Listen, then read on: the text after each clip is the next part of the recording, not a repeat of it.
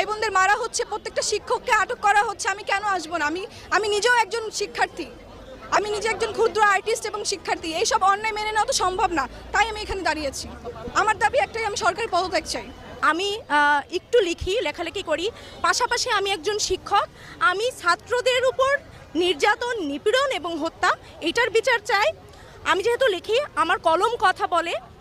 আমি চাই যারা এতদিন চুপ ছিল তাদের কলম কথা বলুক। আচ্ছা, আমরা মনে করি এই পরিস্থিতিতে আসলে যা হচ্ছে, বাংলাদেশে যে বর্বরতা, যে নিপীড়ন আমরা দেখছি, এটার বিরুদ্ধে আসলে শুধুমাত্র যে ছাত্র সমাজ একতাবদ্ধ তা না, ছাত্ররা যেভাবে ছাত্রদের উপর নির্বিচারে গুলি করা হয়েছে, এটার পরে আসলে বাংলাদেশের কোনো মানুষের পক্ষে, কোনো বিবেকবান মানুষ, সেটা শিল্পী হোক, লেখক হোক, সাংবাদিক হোক, শিক্ষক হোক, আপনারা দেখছেন যে সবাই কিন্তু প্রতিবাদ করছে, কারণ তারা বিবেকের তাড়নায় প্রত্যেকেই রাস্তায় নামতে বাধ্য হয়েছে। কারো পক্ষে আসলে এখন চুপ করে থাকা সম্ভব না, এটা চুপ করে থাকার সময়